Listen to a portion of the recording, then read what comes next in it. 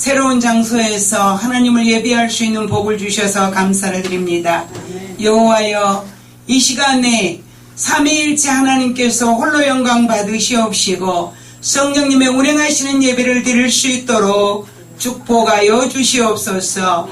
하나님의 기름 부음 받은 주의 종들이 주의 뜻대로 살기 위해서 몸부림치고 있는 모습을 보면서 하나님께 감사로 영광 돌릴 수밖에 없습니다. 주여, 이곳에서 예배하는 모든 하나님의 백성들이 오늘 또 공수로 돌아가지 않게 하여 주시옵시고 성령이 충만하여서 말씀으로 거듭나게 하시고 하나님의 말씀이 우리의 삶의 능력으로 나타나서 새로워지고 변화되며 수많은 사람들에게 주께서 하셨다고 영광 돌리며 자랑할 수 있는 귀하고 복된 시간 되기를 원합니다. 부족한 종에게 이 시간도 진리의 성령님 스승되어 주시옵시고 주께서 말씀하시는 바 조금도 부족되지 않게 다 선포하고 은혜 받을 수 있는 귀한 시간 될 수 있도록 축복하옵소서. 예수님 이름으로 기도드리옵나이다. 아멘.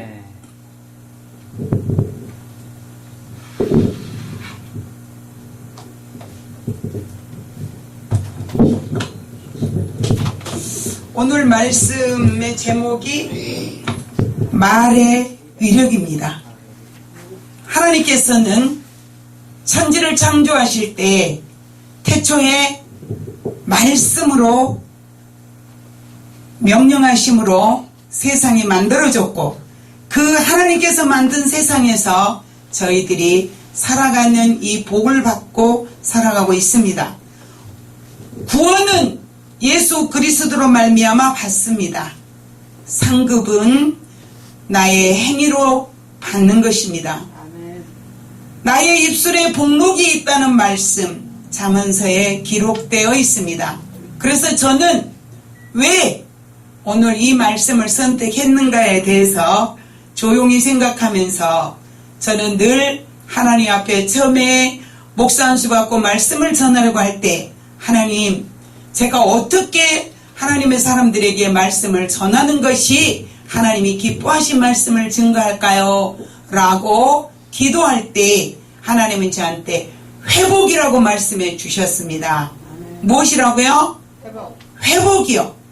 그렇다면 저는 어렸을 때부터 예수 만나고 나서부터 우리 아들하고 며칠 전에도 얘기를 했지만 삼각산의 청년 때 하루 저녁도 빠지지 않고 가방을 메고 다니면서 부르짖고 기도했습니다. 그럴 때 저는 이렇게 궁금했어요. 저 많은 사람들이 도대체 무엇을 구할까?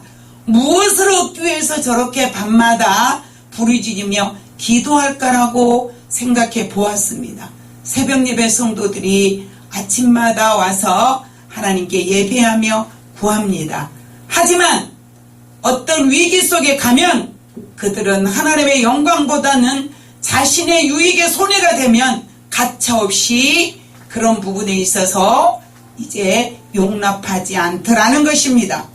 그런데 주님은 저와 여러분을 회복시키시기 위해서 이 땅에 오셔서 십자가에 못 박혀 죽어주시고 부활하심으로 우리에게 새 생명 주셔서 저와 여러분이 영원한 생명을 얻게 되었고 그 하나님의 은혜로 말미암아 예수 그리스도의 은혜로 말미암아 우리는 첫 번째 복을 받았습니다. 그렇다면 예수 믿는 사람들이 이제 두 번째 복을 받아야 되는데 어떤 복을 받아야 될까? 여러분 어떤 복을 받고 싶습니까?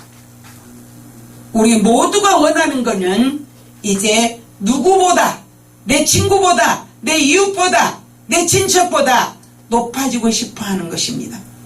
또한 내 자녀는 다른 사람 자녀보다도 잘 되기를 원하는 것입니다. 그런데 말입니다. 주님이 원하시는 건 뭐냐?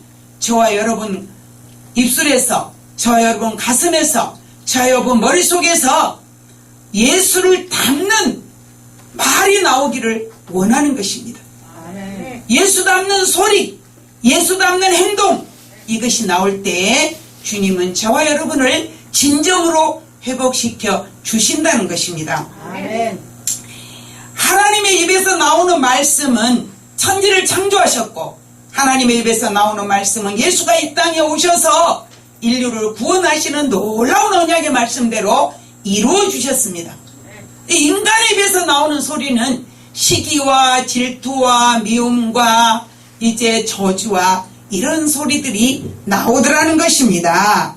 그런데 요한복음 1장 14절에 보니 말씀이 육신이 되어 이 땅에 오신 예수 그리스도의 은혜는 인간으로서 그 무엇으로 표현할 수 없는 은혜임을 우리는 첫 번째 우리 입에서 고백해야 된다는 것입니다. 아멘. 이 고백이 우리 입에서 가는 곳마다 어떤 환경에서도 부인하지 않고 나온다면, 저와 여러분의 입술에서 이 소리가 끊어지지 않는다면 하나님께서는 네 영혼이 잘된 같이 범사가 잘되고 강건한 복을 주시겠다고 하시는 언약의 말씀이 이루어지심을 우리는 잊어서는 안 되는 것입니다. 아멘. 마태복음 12장 36절에 보니까 내가 너희에게 이르노니 사람이 무슨 무익한 말을 하든지 심판날에 이에 대하여 신문을 받으리니. 여러분, 저와 여러분들이 하는 이 땅에서 하는 모든 소리는 없어지지 않습니다. 이 세상이 마지막 하나님의 심판대 앞에 설 때까지 우리의 소리는 존재한다는 사실입니다. 그런데 여기 보니 사람이 무슨 무익한 말을 한다, 무익하다, 아무 유익이 없는, 저와 여러분에게 유익이 없는 소리를 했을 때 말입니다, 하나님은 심판날에 저와 여러분에게 신문하신다고 기록되어 있습니다. 하나님께서는 말씀의 이력으로 천지를 창조하셨지만 하나님의 사람들은 죄인이 되어서 늘 무익한 말을 한다는 거죠. 그 무익한 말로 인해서 우리가 심판대 앞에 서서 신문을 받을 때 성경에 보니 입이 있어도 유구무원이거늘. 뭐라고요? 입이 있어도 유구무원이다. 왜요? 내가 했던 소리 주님이 그대로 공의롭게 심판대 앞에서 신문하시기 때문에 저는 안 했어요, 아니에요 라고 말할 수 없다는 것입니다. 조금 전에 두 분 목사님들이 찬양하시고 사회 진행하실 때 처음에는 목소리가 옛날에 제가 밤낮으로 기도할 때 그 목소리, 나오지 못한 목소리, 저희 남편이 저를 안 예뻐했던 이유 중에 첫 번째 이유가 목소리였습니다. 제 자체가 싫어서가 아니라 목소리가 항상 남자 목소리보다 더 희한한 목소리 그랬잖아요. 이거 있잖아요.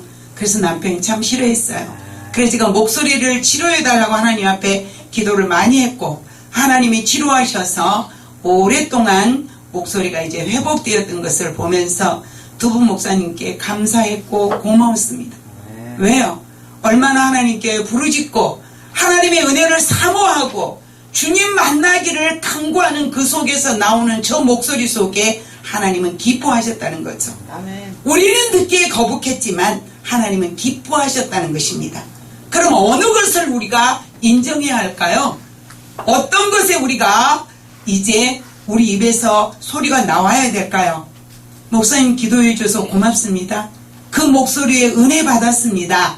이렇게 표현하고 싶은데 실질적으로 우리 귀가 즐겁지 않으므로 우리는 예쁜 소리 나가지 않더라는 것입니다. 근데 하나님께서 오늘 말씀해 보니 그 소리는, 우리의 입에서 나가는 그 소리는 무익하다라는 거죠. 근데 하나님은 그 목소리 속에서 이미 영광을 받으셨다라는 것입니다. 만약에 예수님의 마음으로 품고 예수님의 마음을 원해서 구하고 기도하시고 찬양하셨다면 하나님이 이미 영광을 받으셨기에 두 분 목사님들이 이미 복 받으신 분들이라고 생각합니다. 그런데 말이에요, 우리의 입에서 나오는 말이란 마태복음 12장 33절에서 35절에 보니까 입술의 말과 행동이 그 사람을 알게 한다는 것입니다. 우리는 사람을 알 수 있어요, 없어요? 10길 물속은 알아도 한 길 사람 속은 모릅니다. 그런데 그 사람을 알려면 그 사람 입에서 나오는 말을 통해서 그 사람의 인품을 알게 되고 그 사람의 생각을 알게 되고 그 사람의 이제 앞으로의 그 사람의 삶에 나올 결과를 알게 되더라는 것입니다. 그런데 33절에 보니 나무도 좋고 열매도 좋다 하든지 나무도 좋지 않고 열매도 좋지 않다 하든지 하라. 그 열매로 나무를 아느니라. 여러분, 매실 열매하고 살구 열매하고 어렸을 때는 구분하지 못해요. 아는 사람 있습니까? 여러분들 혹시 아세요? 저는 오랫동안 저희 기도원에서 매실 열매, 사과 열매를 보면서 열매가 이제 많이 크고 익으면 압니다. 아, 이건 매실이고 이건 살구였구나. 남편이 아무리 가르쳐줘도 섞여있는 나무 속에서는 구분하지 못했어요. 근데 익으면 알아요. 매실, 청매실은 절대 익지 않습니다. 살구는 그만큼 크기가 같아지면 노랗게 익어갑니다. 아, 이게 살구 이파리였구나. 이게 매실 이파리였구나. 하나님은 그 속에서 저에게 지혜를 주셨어요. 바로 사람의 입에서 나오는 말의 열매로 말미암아 그 사람을 아는 것처럼 열매가 익을 때 그 나무를 알게 되더라는 것입니다. 34절 오늘 본문 말씀에 보니 독사의 자식들아, 너희는 악하니 어떻게 선한 말을 할 수 있느냐? 이는 마음에 가득한 것을 입으로 말함이니라. 바리새인들, 서기관들, 그들은 하나님을 믿고 모든 백성들 앞에서 존경을 받는 그들이 예수님이 이 땅에 오셔서 죽은 자를 살리고 병든 자를 치료하고 고통스러운 자들에게 치료를 해주시고 굶주린 자들에게 광야에서 떡을 주시고 주님의 하신 일에 그들은 독사 같은 말을 했어요. 왜 그랬을까요? 입에서 나오는 그들의 말은 사람들을 치료하는 말이 아니라 사람들에게 독을 먹이는 소리를 했다는 것입니다.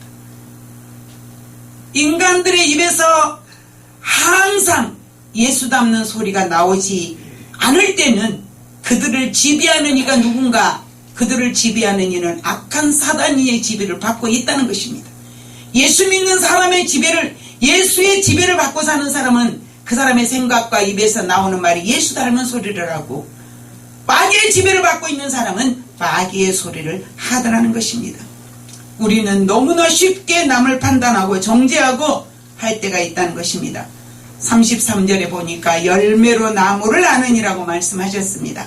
35절에는 선한 사람은 그 쌍선에서 선한 것을 내고 악한 사람은 그 쌍은 악에서 악한 것을 내느니라. 마음의 생각과 계획은 입을 통해서 표현이 된다는 것입니다. 우리 사람을 볼 때 그 사람의 눈을 보면 그 상대방의 마음을 대략 알 수가 있는 것처럼 그 사람의 입에서 나오는 소리는 자기를 표현하고 자기를 나타내는 것입니다. 마태복음 15장 11절에 보니까 입에서 나오는 것이 사람을 더럽게 하는 것이 아니라고 주님은 말씀하셨습니다. 입에서 나오는 것은 입에서 나오는 것으로 생각하여 말로 표현하는 것이기 때문입니다. 주님의 말씀은 말에 대해서는 반드시 책임을 져야 된다라고 말씀하십니다. 내가 너에게 이르노니 사람이 무익한 말을 하든지 무슨 무익한 말을 하든지 심판날에 대하여 신문을 받으리라고 하셨습니다. 저와 여러분들이 내가 살아가는 이 삶 속에 내가 하는 말이 하나님 앞에 신문을 받을 것이라고 생각해보고 살아보신 적이 있으신가요? 하나님은 심판날을 정해놓고 계십니다. 하나님은 공의로 심판하신다는 사실입니다. 그날의 말에 대하여 신문을 받게 된다면 누가 주님 저는 그러지 않았습니다 라고 말할 수 있을까요? 저와 여러분의 말은 유구무원이 될 것입니다. 로마서 14장 11절에 보니까 주께서 이르시되 내가 살았노니 무릎이 내게 꿇을 것이요 모든 무릎이 내게 꿇을 것이요 모든 혀가 하나님께 자백하리라고 말씀하셨습니다. 12절에 보니 이러므로 우리 각 사람이 자기 일을 하나님께 직고하리라고 말씀하셨습니다. 어떤 권사님이 저한테 이렇게 말씀하셨어요. 목사님, 저는 지금까지 예수 믿은 지 3살 때부터 예수를 믿었는데 목사님처럼 말씀을 콕콕 찍어서 말해준 목사님들은 보지를 못했습니다. 그 하나님의 은사겠죠. 하나님의 축복이겠죠. 그런데 말입니다. 말씀이 제 가슴에 박히기 때문에 저는 말씀을 듣는 분들에게 전해서 함께 은혜를 나누고 그것이 함께 복이 되기를 원해서 말씀을 선택을 해서 말씀을 전하고 있습니다. 로마서 14장 4절에 보니까 남의 하인을 비판하는 너는 누구냐? 그가 서 있는 것이나 넘어지는 것이 자기 주인에게 있음에 그가 세움을 받으리니 이는 그를 세우시는 권능이 주께 있음이니라. 이렇게 말씀하셨습니다. 하나님의 사람들은 하나님의 말씀을 듣고 볼 때마다 자신을 돌아다보고 살필 줄 아는 지혜가 필요하다는 것입니다. 말이란 마음의 생각이 말로 표현되고 심판날에 이에 대해서 책임을 져야 하는 것이 말인 것입니다. 로마서 14장 10절에 보니까 내가 어찌하여 내 형제를 비판하느냐, 어찌하여 내 형제를 업신여기느냐, 우리가 다 하나님의 심판대 앞에 서리라. 이렇게 말씀하셨습니다. 자, 심판이란 그러면 무엇일까요? 정의를 밝히기 위해서 내려지는 판결이라고 합니다. 역사의 종말이 이르면 예수께서는 심판주로 재림하셔서 지상에서 일어났던 모든 사건들을 선악간에 심판하실 것입니다. 하나님께서 우리에게 주신 말씀 앞에서 하나님의 사람들은 그래도 불신자들보다는 더 다른 소리가 나와야 하고, 주의 종들이라면 최소한 성도들보다는 더 거룩한 소리가 나와야 되지 않을까 하는 생각에서 이 말씀을 저는 본문 말씀으로 뽑아 보았습니다. 이혼즉 저희 남편이 목사님이기에 저는 가정의 가장으로서 사업을 하고 지금도 이제 사회에서 활동을 많이 하고 있습니다. 그러다 보면 많은 목사님들을 만나게 됩니다. 그 목사님들을 만나보면 정치가 어떻고 해서 목사님들이 더 많이 불신자들 앞에서 이제 존경받지 못하는 일들을 함으로 교회가 더 큰 핍박에 지금 이르러서 여러분들 많이 알고 계시죠? 저희 남편 목사님, 친구 목사님이 지방에서 목회를 하시는데 하루는 전화가 왔어요. 뭐라고 전화가 왔느냐? 이 목사, 성도들이 교회를 안 오려고 그래. 왜? 하고 물으니 부끄러워서 교회를 못 가겠다 하네. 목회자들이, 성도들이 광화문에 나와서 그 난리를 치는 것이 날이면 날마다 시간마다 방송에 나오다 보니 예수 안 믿는 사람들에게 얼굴을 들을 수가 없고 교회 간다는 게 저것들 똑같아 라는 손가락질 받을까봐 교회 오는 것을 꺼려해서 성도들이 교회를 못 오고 있다는 것입니다. 저는 그 소리 듣고 너무 가슴 아팠습니다. 그리고 지금 교회들이 핍박이 아니라 이 무시무시한 눈에 보이지 않는 하나님의 심판의 코로나로 인해서 믿지 않는 사람들에게 예수 믿는 교회가, 하나님을 섬기는 교회가 불신자들을 보호하고 도리어 그들 앞에 본이 되는 그런 무엇인가를 해야 되는데, 너무너무 지금 우리 정치 잘못하고 잘하는 것은 예수 믿는 사람이라고 입을 다물고 있으면 안 되는 줄로 압니다.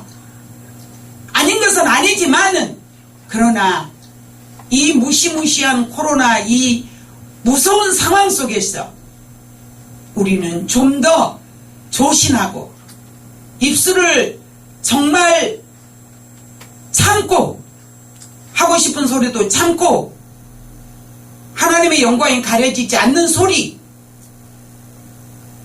저희 교회 옆에 저희도 조그마한 교회입니다만 교회가 있습니다. 그 교회가 한 번도 쉬지 않고 예배를 드렸습니다. 그러니 그 동네 주변에서 저에게 하는 소리 아니고 우리 성도들에게, 저희 전사님에게 뭐라고 말하냐 그러면 욕을 하더랍니다. 저희는 첫 번째 세 주 예배를 안 드렸고 나중에 난리 날 때 한 달 동안 예배를 드리지 않았어요. 그러니까 중요한 건 무엇이 중요합니까? 성도들이 지난주 예배 한 주, 두 주, 석 주 예배 안 드렸다고 해서 헌금 모아다가 교회 내는 사람 없잖아요. 그러니까 교회 집세가 걱정이 당장 돼요. 힘들어요. 그래도 정부에서 박해 때문에 그러는 게 아니고 예수 믿지 말라고 하는 박해라면 당연히 목숨을 걸고 예배 드렸을 것입니다. 그러나 우리의 건강을, 우리의 목숨을 보호하는 차원에서 정부에서 하는 일이기에 불신자들에게 도리어 예배 안 드리는 것이 그들에게 복음을 전할 수 있는 기회가 되기에 저희는 예배 드리지 않았어요. 그런데 하나님께서 집세 문제도 해결해 주시고 염려 없이 지나가게 하시더라는 것입니다. 그래서 제가 어떻게 많은 사람들이, 정말 많은 사람들이, 조금 전에 우리 득송하신 목사님 찬양 가사가 너무 좋아서 은혜를 많이 받았는데요. 선교사님, 그런데 그렇게 복음을 위해서 살고자 하는 기름 부은 주의 종님들, 또 구별되어 구원받은 하나님의 백성들이 되어서 그리스도인답게 조신하게 살아서 하나님의 영광을 드러내고 우리에게는 복이 되시는 귀한 시간이 되시기를 간절히 바라고 소망하는 마음에서 이 말씀을 전했습니다. 기도하겠습니다. 좋으신 하나님 감사합니다. 하나님께서 주시는 말씀이 우리 모두에게 은혜가 되고 복이 되게 하여 주시옵시고, 주께서 역사하심으로 하나님이여 새신 방송을 통해서 세계에 복음이 증거되는 기적의 역사가 있기를 원합니다. 예수님 이름으로 축복하며 기도드리옵나이다. 아멘.